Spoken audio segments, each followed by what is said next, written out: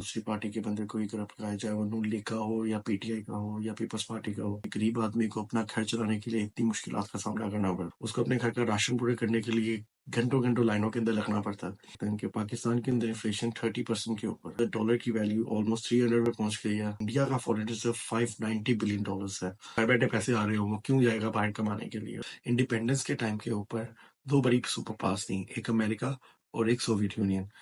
China हमेशा से ही IMF का सबसे बड़ा कंपेटिटर रहा है। अब अमेरिका से भी एड ज्यादा बंद हो गई थी। 2025 तक $80 बिलियन वापस कर 1961 के अंदर साइनो इंडिया वॉर चली। सीपेक जो था वो 3000 किलोमीटर का इंफ्रास्ट्रक्चर प्रोग्राम था। जब इमरान खान इलेक्ट होकर आया था तो उसने सीपेक का प्रोजेक्ट बंद करवा दिया था। पाकिस्तान के अंदर बेनजीर भुट्टो को असैसिनेट करवाया गया। पॉलिटिशियंस जो है वो हर इदारे को अपने बेनिफिट्स के लिए यूज करते हैं। पाकिस्तान के अंदर इलेक्शन जो है वो आज तक इन्फ्लुएंस्ड है। Tesla, Microsoft, Apple.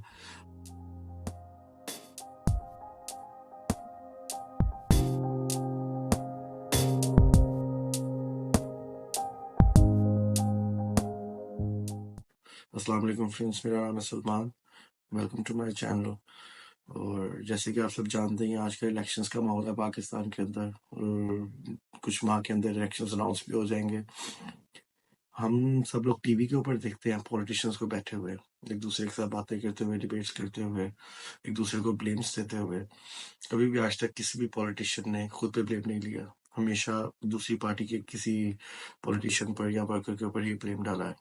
हमेशा कभी भी ये नहीं कहा कि मैं करप्ट हूँ, हमेशा दूसरी पार्टी के बंदे को ही करप्ट कराया, चाहे वो नून लीग का हो या पीटीआई का हो या पीपल्स पार्टी का हो। हमेशा यही कहा है कि दूसरा बंदा करप्ट है। हम एक आम इंसान सोचता है टीवी पे बैठ के कि अगर ये भी ठीक है, वो भी ठीक है, किसी ने भी करप्शन की नहीं है, तो फिर पाकिस्तान का इतना इकोनॉमिक क्राइसिस हुआ क्यों। कौम से अपील करूंगा कि हम चाय की एक एक प्याली दो दो प्यालियां कम कर दें, क्योंकि जो चाय हम इंपोर्ट करते हैं वो भी हम उधार लेकर इंपोर्ट करते हैं। पाकिस्तान इतने बुरे हालात में है क्यों। पाकिस्तान के अंदर आज इतने बुरे हालात है कि गरीब आदमी को अपना घर चलाने के लिए इतनी मुश्किलात का सामना करना पड़ता है।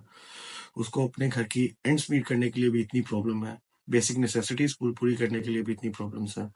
उसको अपने घर का राशन पूरे करने के लिए घंटों घंटों लाइनों के अंदर लगना पड़ता है, और घंटों घंटों लाइनों में लग के भी उसको राशन नहीं मिलता। काफी स्टैम्पेड्स भी हुए पाकिस्तान में राशन की वजह से, और काफी अमवात भी पाकिस्तान के अंदर।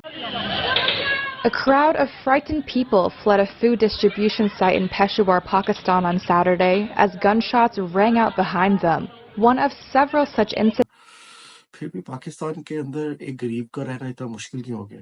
इन्फ्लेशन पाकिस्तान के अंदर ऑलमोस्ट 30% के ऊपर है। इस इन्फ्लेशन के दौर के अंदर अगर आपको अपनी वेल्थ को स्टेबल रखना है या अपनी वेल्थ को इंक्रीज करना है और कुछ फाइनेंशियल टिप्स चाहिए, तो मेरी अगली वीडियो उसी टॉपिक के ऊपर है। प्लीज सब्सक्राइब कीजिएगा, और हमें आपके टाइम की बहुत वैल्यू है। अगले कुछ वीडियोस के अंदर हम आपके साथ इंटरेक्ट भी करेंगे और काफ़ी ज़्यादा क्वेश्चन आंसर्स के सेशंस भी होंगे, तो काइंडली सब्सक्राइब लाजमी कर दीजिए। आज पाकिस्तान के इतने बुरे हालात हैं कि पाकिस्तान के अंदर इन्फ्लेशन 30% के ऊपर है, जो कि 50 ईयर्स के अंदर पाकिस्तान की हिस्ट्री में सबसे हाईएस्ट पे है। As per the government data released by Pakistan, the month-on-month inflation rate was recorded at 2.41% in April 2023. Pakistan के अंदर डॉलर की वैल्यू ऑलमोस्ट 300 पे पहुंच गई है, और पाकिस्तान की करेंसी कॉन्स्टेंटली डिवैल्यू हो रही है। करेंसी डॉलर एक बार फिर रुपए पर हावी हो गई। डॉलर तारीख की बुलंद तरीन सतह पर पहुंच गया। आज डॉलर 18.5 से जायद महंगा हो गया। पाकिस्तान की जीडीपी साउथ एशिया के रीजन के अंदर इस टाइम सबसे लोएस्ट परफॉर्मिंग जीडीपी है। इवन के बांग्लादेश भी पाकिस्तान से आगे है। पाकिस्तान के अंदर इतने बुरे हालात हैं कि पावर कट के प्रॉब्लम्स है, एग्रीकल्चर के प्रॉब्लम्स है, बेसिक नेसेसिटीज के प्रॉब्लम है, और पाकिस्तान के अंदर फॉरेन रिजर्व्स ऑलमोस्ट डिप्लीटेड है। पाकिस्तान का फॉरेन रिजर्व सिर्फ $9 बिलियन है, जहां पे इंडिया का foreign reserve $590 billion. In the prior week, India's foreign reserves stood at a 10-month high of $588.78 billion. India का फॉरेन रिजर्व पाकिस्तान से 650 टाइम्स ज्यादा है। पाकिस्तान के पास मुश्किल से सिर्फ एक माह का इंपोर्ट का बजट है, सिर्फ एक माह के इंपोर्ट के पैसे हैं। पाकिस्तान को कई दफा आईएमएफ और चाइना ने बेल आउट किया उनके फॉरेन रिजर्व डिप्लीट होने पे। Managed to secure an IMF bailout, yet another bailout to be frank. Pakistan को डिफॉल्ट होने से चाइना और आईएमएफ ने काफी दफा बचाया है। ऐसा क्यों है कि पाकिस्तान की इकोनॉमी जो इंडिया से बेटर ग्रो कर रही थी 1980s के अंदर, पाकिस्तान की इकोनॉमी 6% की रेट से ग्रो कर रही थी, इंडिया की इकोनॉमी 4% की रेट से ग्रो कर रही थी। फिर 30 ईयर्स के अंदर ऐसा क्या हुआ कि पाकिस्तान की economy one of the worst performing countries आ गई है। फिर ऐसा क्या हुआ कि पाकिस्तान की इकोनॉमी इतनी ज़्यादा क्राइसिस के अंदर चली गई, पाकिस्तान के फाइनेंशियल सिचुएशन इतने ज़्यादा क्राइसिस के अंदर चले गए। पाकिस्तान की इकोनॉमी हमेशा से एड्स और लोन्स के ऊपर बेस्ड रही है। जब दूसरी कंट्रीज स्लोली और ऑर्गेनिकली अपनी इकोनॉमी को ग्रो कर रही थी, इंडस्ट्रीज लगा के, एजुकेशनल रिफॉर्म्स करके और IT सेक्टर को ग्रो करके, अपने वहाँ पे पाकिस्तान की कंट्री सिर्फ एड्स और लोन्स के ऊपर चल रही थी। जब किसी को घर बैठे पैसे आ रहे हो, वो क्यों जाएगा बाहर कमाने के लिए और क्यों अपनी कंट्री के अंदर रिफॉर्म्स करेगा। और वैसे भी पाकिस्तान के जितने भी पॉलिटिशियंस हैं, वो कभी भी ऐसी पॉलिसी बना ही नहीं सके कि पाकिस्तान नेचुरली ग्रो करे। उनको हमेशा से एड्स आती रही हैं, तो पाकिस्तान हमेशा से उसके ऊपर खुश रहा है। इंडिपेंडेंस के टाइम के ऊपर दो बड़ी सुपर पावर्स थी, एक अमेरिका और एक सोवियत यूनियन। दोनों ही आपस में कोल्ड वॉर में थी। इंडिया का एलाय था रशिया और अमेरिका का कोई दोस्त नहीं था साउथ एशिया रीजन के अंदर। तो अमेरिका को पाकिस्तान की जरूरत थी उसकी स्ट्रेटेजिक लोकेशन की वजह से। अफगानिस्तान के साथ बॉर्डर भी था। अफगानिस्तान की और सोवियत यूनियन की आपस में जंग हो गई थी। अब अमेरिका को अफगानिस्तान को मिलिट्री ट्रेनिंग भी देनी थी और साथ उनको वेपन्स भी प्रोवाइड करने थे। उस टाइम पे पाकिस्तान ने उनकी हेल्प की। पाकिस्तान को एड्स आती रही वहां से और पाकिस्तान ने उनके मिलिटेंट्स तैयार किए, उनको एड्स प्रोवाइड की, उनको वेपन्स प्रोवाइड किए और पाकिस्तान खुश था कि उनको घर बैठे पैसे आ रहे थे, उनको कुछ करना नहीं पड़ रहा था। अमेरिका डायरेक्ट अपने सोल्जर्स बेचना नहीं चाह रहा था रशिया के अंदर, क्योंकि अगर डायरेक्ट अपने सोल्जर्स बेचता तो जंग लग जाती दोनों की आपस में। इसलिए कोविड तरीके से अमेरिका पाकिस्तान को एड्स प्रोवाइड कर रहा था ताकि अफगानिस्तान को तैयार कर सके सोवियत यूनियन के खिलाफ। 1989 के अंदर ये जंग खत्म हो गई। अब अमेरिका के पास कोई रीजन नहीं था पाकिस्तान की हेल्प करने का और पाकिस्तान ने इकोनॉमिकली वैसे कुछ ग्रो किया नहीं था। जहाँ पे इंडिया इकोनॉमिकली ग्रो कर रहा था अपनी इंडस्ट्रीज लगा के, IT सेक्टर को ग्रो करके, अपने एजुकेशनल रिफॉर्म्स करके, वहाँ पे पाकिस्तान एड्स के ऊपर चल रहा था और अब अमेरिका से भी एड्स आना बंद हो गई थी। वहां पे एंट्री होती है चाइना की। चाइना हमेशा से डेट ट्रैप पॉलिसी के ऊपर काम करता आया है। डेट ट्रैप पॉलिसी एक ऐसी तरह की पॉलिसी होती है कि जिसके अंदर अगर मैंने लोन लिया किसी एक इंसान से और उस लोन को वापस करने के लिए मेरे पास पैसे नहीं है, तो मैं किसी और इंसान से लोन लूंगा और पिछला लोन वापस करूंगा। अब उस इंसान को लोन वापस करने के लिए मैं किसी और से लोन लूंगा और फिर मैं उसको वापस करूंगा और मैं ऐसे ही एंडलेस लूप के अंदर फंस जाऊंगा। इसको डेट ट्रैप पॉलिसी कहते हैं। आज हमारे हालात ये हैं कि हम जो कर्जों के ऊपर हम सूद दे रहे हैं, उस सूद को देने के लिए हमें कर्जे लेने पड़ते हैं। ये पिछले 1 साल में हर महीने हमें $2 अरब का कर्जा लेना पड़ रहा। चाइना हमेशा से IMF का सबसे बड़ा कंपेटिटर रहा है। जहाँ पे IMF 30 साल के लिए लोन देता था, वहां पे चाइना से 15 ईयर्स के लिए लोन देता था और लोन्स के इंटरेस्ट जो थे वो बहुत ज्यादा हाई थे। लेकिन जहाँ पे IMF इतनी शर्तों के बाद और कंडीशंस के बाद लोन देता है, चाइना बगैर किसी कंडीशन के, बगैर किसी शर्त के लोन दे देता था और पाकिस्तान खुश था, उसको बगैर किसी शर्त के, बगैर किसी कंडीशन के लोन मिल रहा था। पाकिस्तान के पॉलिटिशियंस को इतना ख्याल था नहीं पाकिस्तान का कि वो रिफॉर्म्स करते या पाकिस्तान के अंदर जो भी एड्स आ रही थी, जो भी लोन्स आ रहे थे, उससे अपनी इकोनॉमी ग्रो करते या इंडस्ट्रियलाइजेशन करते, इंडस्ट्री लगाते या एजुकेशनल रिफॉर्म्स करते, अपना किसी भी कोई भी एक सेक्टर को ग्रो करते। वो एड्स के ऊपर खुश थे। अब जब अमेरिका से एड्स आना बंद हो गई तो वहां पे चाइना ने पाकिस्तान की हेल्प करना शुरू कर दी। चाइना ने हायर इंटरेस्ट के ऊपर और लोअर टेन्योर्स के ऊपर लोन देना शुरू कर दिया पाकिस्तान को। पाकिस्तान वहां पे काफी खुश था कि उसको लोन्स मिल रहे हैं। पाकिस्तान के ऊपर लोन इतना ज्यादा हो गया कि ऑलमोस्ट $100 बिलियन तक पहुंच गया, जिसके अंदर $30 बिलियन तो सिर्फ चाइना का लोन था। आज भी पाकिस्तान के ऊपर ऑलमोस्ट $126 बिलियन का कर्ज है और पाकिस्तान को 2025 तक $80 बिलियन वापस करने हैं। पाकिस्तान की कंडीशन इतनी खराब है कि पाकिस्तान के पास वो लोन्स वापस करने के लिए कोई भी तरीका नहीं है, कोई भी रिजर्व नहीं है पाकिस्तान के पास। और पाकिस्तान एक ऐसी डेट ट्रैप पॉलिसी के अंदर फंस चुका है कि पाकिस्तान आगे से वो लोन्स वापस कर भी नहीं सकता। कुछ कंट्रीज को जब लोन मिलता है या एड्स मिलती हैं तो वो अपने आप को ग्रो करती हैं, अपनी इंडस्ट्री को ग्रो करती हैं, अपने एजुकेशनल रिफॉर्म्स करती हैं या इकोनॉमिक रिफॉर्म्स करती हैं और अपनी कंट्री को ग्रो करने की कोशिश करती हैं। इसकी एक सबसे बड़ी एग्जांपल है साउथ कोरिया, जिसको सिर्फ $15 बिलियन का लोन मिला था अमेरिका से और उसने अपनी इकोनॉमी को इस तरह ग्रो किया कि उनको कभी किसी की जरूरत नहीं पड़ी दोबारा और आज वो सेल्फ सफिशिएंट इकोनॉमी है और आज वो one of the finest, one of the strongest economic positions के अंदर है। South Korea is today one of the richest and most technologically advanced countries in the world. We're talking about a world-class industrial leader. And it doesn't matter if we're talking about steel, cars, or ships. South Korea is even a powerhouse in semiconductors, the oil of the 21st century. China ने पाकिस्तान की help क्यों की? वो China Pakistan दोस्ती इतनी ज्यादा strong क्यों है? चाइना के जो बॉर्डर्स है इंडिया और पाकिस्तान के साथ लगते हैं। चाइना की और इंडिया की आपस में हमेशा से बॉर्डर्स की वॉर चलती रही है। इवन के 1961 के अंदर साइनो इंडिया वॉर चली थी, जिसके चलते काफी ज्यादा प्रॉब्लम्स हो गई थी इंडिया और चाइना के बीच में बॉर्डर्स को लेके। और उसके एक साल बाद ही पाकिस्तान जो है चाइना का दोस्त बन जाता है। पाकिस्तान साइनो ट्रीटी साइन होती है, जिसके अंदर पाकिस्तान और चाइना बेस्ट फ्रेंड बन जाते हैं और फ्री ट्रेड का एक निजाम शुरू करते हैं। फ्री ट्रेड पॉलिसी इसको कहते हैं कि अगर आप किसी मुल्क के साथ इस ट्रीटी को साइन करते हो तो आपकी ट्रेड काफी आसान हो जाती है, ज्यादा कंडीशंस नहीं होती और ज्यादा टैक्सेस नहीं होते, तो आप इस कंट्री के साथ फ्रीली ट्रेड कर सकते हो। इस फ्री ट्रेड पॉलिसी से ये हुआ कि चाइना ने अपना बिजनेस ग्रो करना था और उसने पाकिस्तान के अंदर अपना बिजनेस ग्रो करना स्टार्ट कर दिया। पाकिस्तान सबसे बड़ा इंपोर्टर बन गया था चाइनीज गुड्स का, और पाकिस्तान के अंदर जो ऑलरेडी इंडस्ट्री थी वो काफी हद तक बर्बाद होने लगी थी चाइनीज प्रोडक्ट्स की वजह से।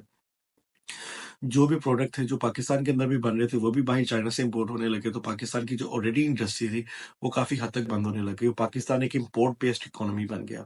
पाकिस्तान कुछ भी प्रोड्यूस कर नहीं रहा था, पाकिस्तान कुछ भी एक्सपोर्ट कर नहीं रहा था, तो जो डॉलर्स थे वो आ नहीं रहे थे, और जितना भी पाकिस्तान का अपना सरमाया था वो सारा बाहर जा रहा था चाइना के पास। चाइना इस तरह लोन देता है कि वो आपके ही मुल्क में डेवलपमेंट करेगा, अपने ही बंदे लगाएगा, अपनी लेबर फोर्स यूज करेगा, प्रॉफिट्स भी लेगा, और आपके ऊपर, आपके सर के ऊपर वो लोन्स भी छोड़ के चला जाएगा। मतलब कि वो अपने पैसे कमा के पहले ही निकल जाएगा और लोन आपके सर के ऊपर ही रह जाएगा। इसका एक बहुत बड़ा एग्जाम्पल है सी पैक। सी पैक जो था वो 3000 किलोमीटर्स का इंफ्रास्ट्रक्चर प्रोग्राम था, जिसके अंदर चाइना रोड्स बिल्ड करेगा, पावर प्लांट्स बिल्ड करेगा, ग्वादर पोर्ट यूज करेगा। इसके अंदर पाकिस्तान को काफी बेनिफिट था। पाकिस्तान के एक तो इंफ्रास्ट्रक्चर डेवलप होना था, दूसरे पावर प्लांट्स भी बनने थे, जिसकी वजह से पाकिस्तान का एनर्जी क्राइसिस भी खत्म होना था। इसके अंदर चाइना को भी काफी ज्यादा बेनिफिट था। चाइना को लॉन्गर रूट्स इस्तेमाल नहीं करने पड़ते थे अपने इंपोर्ट और एक्सपोर्ट के लिए। चाइना को इंट्रा सिटी रोड्स मिल गए थे कराक्रम के थ्रू पाकिस्तान को वाटर पोर्ट से इंपोर्ट और एक्सपोर्ट करने के लिए। जब ये प्रोजेक्ट आया था तो सबको लग रहा था कि ये गेम चेंजर होगा, लेकिन आज 10 साल हो गए इस प्रोजेक्ट को आए हुए और इस प्रोजेक्ट से किसी को भी कोई बेनिफिट नहीं हुआ। ना चाइना को कोई बेनिफिट हुआ है, ना को पाकिस्तान को बेनिफिट हुआ है। इसी सी पैक के प्रोजेक्ट के बारे में पाकिस्तान के सेंट्रल बैंक के गवर्नर ने कहा था कि 46 बिलियन के अंदर से हमें नहीं पता कि कितना डेट है, कितना काइंडनेस ऑफ हार्ट है, या कितना इक्विटी है। यानी उनको भी नहीं पता था कि इसके अंदर कितना पाकिस्तान के ऊपर कर्जा है और कितना चाइना ने अपने दिल की खुशी से दिया है। जब इमरान खान इलेक्ट होकर आया था तो उसने सीपैक का प्रोजेक्ट बंद करवा दिया था, ये कह के कि इसके अंदर पाकिस्तान को कोई रियल बेनिफिट है नहीं और ये डेट बेस्ड सारा प्रोजेक्ट है। इसकी वजह से चाइना काफी नाराज भी हुआ था, जिसकी वजह से उन्होंने 2022 के अंदर अपने जो पावर स्टेशन थे वो बंद भी कर दिए थे, जिसकी वजह से पाकिस्तान को काफी एनर्जी क्राइसिस भी हुआ था और काफी हद तक कट डाउन भी हुई थी पाकिस्तान की इलेक्ट्रिसिटी। शटडाउन की वजह से पाकिस्तान को 3% जीडीपी लॉस हुआ था और 1600 टेक्सटाइल इंडस्ट्रीज जो है वो बंद हो गई थी टाइम्स की रिपोर्ट के मुताबिक। China's problems don't end there. Pakistan is a problem they invested in. Now they're reaping the dividends. Chinese power companies are threatening a blackout in Pakistan. They could shut down their power plants this month and Pakistan could go dark again. इस power crisis की वजह से government of Pakistan ने कुछ नई policies introduce करवाई थी, जिसके अंदर एक पॉलिसी थी कि इंडस्ट्री जो थी वो 10 बजे से पहले बंद हो जाएगी, मार्केट्स जो थी 10 बजे से पहले बंद हो जाएंगी, जिसका काफी हद तक जो स्ट्रेस था वो गवर्नमेंट ऑफ पाकिस्तान के ऊपर ही आया। बीबीसी की रिपोर्ट के मुताबिक 1971 में पाकिस्तान के एक्स एयरफोर्स चीफ ने कहा था कि पाकिस्तान को एड्स की इतनी आदत हो गई है जैसे कि इंसान को नशे की आदत होती है। पाकिस्तान अपने आप को कभी इकोनॉमिकली ग्रो कर ही नहीं सकता जब तक उसको इस नशे की आदत से छुटकारा नहीं मिलेगा। पाकिस्तान की इस सिचुएशन और इस इकोनॉमिकल क्राइसिस की वजह पाकिस्तान की पॉलिटिकल अनस्टेबिलिटी भी है। पाकिस्तान के अंदर आज तक 30 प्राइम मिनिस्टर्स बने हैं, जिसके अंदर एक भी प्राइम मिनिस्टर ने आज तक अपना टेन्योर पूरा नहीं किया। या तो वो गिरा दिया गया, या मार्शल लॉ लग गया, या फिर उसको असैसिनेट करवा दिया गया। पाकिस्तान का first prime minister Liaquat Ali Khan को भी असैसिनेट करवाया गया। पाकिस्तान के अंदर बेनज़ीर भुट्टो को असैसिनेट करवाया गया। आज तक उनके कल्प्रिट्स का पता नहीं चल सका। पाकिस्तान के अंदर काफी ज्यादा लीडर्स को असैसिनेट करवाया गया और आज तक एक भी लीडर की असैसिनेशन के पीछे किसका हाथ है आज तक पता नहीं चल सका। जब आप हमेशा इनकम से ज्यादा स्पेंड करोगे तो हमेशा आपकी इकोनॉमी नीचे की तरफ जाएगी। पाकिस्तान के एक्सपेंडिचर्स हमेशा से ही इनकम से ज्यादा रहे हैं। पाकिस्तान के अंदर बेसिकली एग्रीकल्चर के अलावा कोई इंडस्ट्री थी नहीं। पाकिस्तान ने और किसी इंडस्ट्री को कभी प्रमोट नहीं किया। इवन के 1971 में भी जब भुट्टो आया था उसने नेशनलाइजेशन की, काफी ज्यादा इंडस्ट्रियलिस्ट जो थे वो डीमोटिवेट हो गए और पाकिस्तान से इंडस्ट्री शिफ्ट करके वो या तो बांग्लादेश ले गए या इंडिया की तरफ ले गए, जिसके ऊपर जो नेशनलाइजेशन का जो प्रोसेस था वो काफी बैकलैश के अंदर भी आया, वो काफी हद तक वो बैकफायर और काफी हद तक वो फेल हो चुका था। Not a rat. I've never ratted in my life. I faced assassination attempts. I faced imprisonments. I've always been a man of crisis. वैसे भी पाकिस्तान के हर इदारे के अंदर करप्शन है। पॉलिटिशियंस जो हैं वो हर इदारे को अपने बेनिफिट्स के लिए यूज करते हैं। पुलिस को वो अपने बेनिफिट्स के लिए यूज करते हैं, नैब को वो अपने बेनिफिट्स के लिए यूज करते हैं। अपने वो केसेस को खुलवाना नहीं चाहते, अपना वो एहतसाब करना नहीं चाहते। जिस दिन वो अपना एहतसाब करना चाहेंगे, बजाय इसके कि वो अपोजिशन के लीडर्स को टारगेट करें, अपने लीडर्स को टारगेट करें, अपनी कैबिनेट के अंदर जो मिनिस्टर्स हैं उनको टारगेट करें, सबसे पहले उनकी करप्शन को खत्म करें, तब ये प्रॉब्लम हल हो सकता है। पाकिस्तान के अंदर हमेशा से एक दूसरे को ब्लेम दिया गया है। आज तक कोई भी पॉलिटिशियन ऐसा नहीं है जिसने अपनी पॉलिटिक्स के अंदर या अपने टेन्योर के अंदर अपना ब्लेम लिया हो कि मैंने ये गलत काम किया। खेलें कोशिश हो रही है कि किसी तरह पंजाब की हुकूमत गिराई जाए ताकि वो जो लंदन भगौड़ा गया हुआ है वो वापस आ सके। और जब अदालती हुक्म पर इसको अदालत ले जाने के लिए पुलिस जमान पाक में पहुंचती है तो अंदर से जमान पाक के अंदर से पुलिस के ऊपर हमला होता है, उन पर पेट्रोल बॉम्ब्स फेंकता है। नवाज शरीफ जो है वो मल्टीपल टाइम्स प्राइम मिनिस्टर बन चुके हैं और पाकिस्तान के जो वर्स्ट इकोनॉमिकल परफॉर्मिंग जो डेकेड थी उसके अंदर नवाज शरीफ साहब प्राइम मिनिस्टर थे। लेकिन फिर भी वो आज कहते हैं कि इमरान खान साहब ने सारी करप्शन की, इमरान खान ने ये प्रॉब्लम्स क्रिएट किए, इमरान खान ने ये किया, इमरान खान ने वो किया, जबकि खुद की गलतियों के ऊपर कोई भी बात करना चाहता नहीं है। पाकिस्तान के अंदर इलेक्शन जो है वो आज तक इन्फ्लुएंस्ड है। पाकिस्तान के अंदर कोई भी वजीर आजम ऐसे इलेक्ट होता ही नहीं है जब तक उसको एक सर्टन इदारा इलेक्ट करके ना लेके आए। हिलरी क्लिंटन ने इस चीज के ऊपर कहा था कि पाकिस्तान एक डीप स्टेट है। पाकिस्तान बज़ाहिर तो एक वजीर आजम चला रहा होता है, लेकिन पीछे से उसकी रेंज जो होती है वो किसी और इंसान के हाथ में होती हैं। We keep hearing this term deep state, deep state, deep state. Who are these people? You know, this is a term which was coined by political scientists to describe certain countries, like, for example, Pakistan, where the military and the intelligence services basically ran the country. इस time Pakistan के अंदर worst political crisis चल रहे हैं, worst financial crisis चल रहे हैं, जिसके रीजन है दो सबसे बड़ी पार्टीज पीटीआई और मुस्लिम लीग नून, जिनके दो लीडर्स आपस में पॉलिटिकल राइवलरीज की वजह से इतने ज्यादा अगेंस्ट हो चुके हैं एक दूसरे के कि दोनों एक ही टेबल में बैठ के पाकिस्तान की बेहतरी के लिए बात करना ही नहीं चाहते। भी कोई प्राइम मिनिस्टर इलेक्ट होकर आता है, वो ओपोजिशन के खिलाफ केसेस खुलवाना शुरू कर देता है, उनको जेल के अंदर डालना शुरू कर देता है, जिसकी वजह से असेंबली के अंदर कोई ओपिनियन रहता ही नहीं है। कोई भी आके अपनी राय का इजहार कर ही नहीं सकता। कोई भी बिल पास करवाना होता है तो उसको फोर्सफुली पास करवाया जाता है। किसी ने भी आज तक पाकिस्तान के अंदर कोई रिफॉर्म नहीं किया। पाकिस्तान की एजुकेशन को किसी ने भी आगे नहीं किया। एक ब्रिटिश रिपोर्ट के मुताबिक 1/5 पाकिस्तानी मिलिट्री बजट चाहिए पाकिस्तान के अंदर प्राइमरी एजुकेशन को स्टेबल करने के लिए। पाकिस्तान 1523 बिलियन स्पेंड कर रहा है मिलिट्री के ऊपर पर ईयर, जो बजट एजुकेशन से भी ज्यादा है। आज इंडिया पूरी दुनिया के अंदर one of the finest economies है। पूरी दुनिया से कंपनीज आ रही हैं इंडिया के अंदर अपने प्लांट्स लगाने के लिए, अपनी इंडस्ट्रीज लगाने के लिए। इवन टेस्ला, माइक्रोसॉफ्ट, एप्पल, हर कंपनी चाहती है कि हम इंडिया के अंदर बिजनेस करें।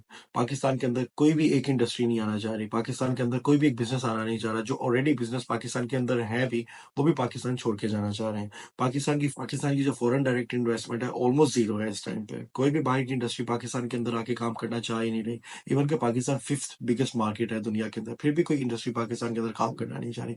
पाकिस्तान के अंदर करप्शन, पाकिस्तान के अंदर सेफ्टी सबसे बड़े इश्यूज हैं। पॉलिटिकल अनस्टेबिलिटी सबसे बड़े इश्यूज हैं पाकिस्तान के अंदर। इन्हीं इश्यूज की वजह से कोई भी इंडस्ट्री आके अपना बिजनेस करना नहीं चाह रही, जिसकी वजह से सबसे बड़ा जो क्राइसिस है वो पाकिस्तान की आवाम को भुगतना पड़ रहा है। आज हमारे हालात ये हैं कि हम जो कर्जों के ऊपर हम सूद दे रहे हैं, उस सूद को देने के लिए हमें कर्जे लेने पड़ते हैं। ये पिछले 1 साल में हर महीने हमें $2 अरब का कर्जा लेना पड़ रहा है। पाकिस्तान के अंदर जो ऑलरेडी बिजनेसेस हैं, जो ऑलरेडी इंडस्ट्रीज हैं, उनके लिए भी कोई न्यू पॉलिसी नहीं बन रही। वो भी ऑलमोस्ट बैंकरप्सी के ऊपर खड़े हैं। I declare bankruptcy!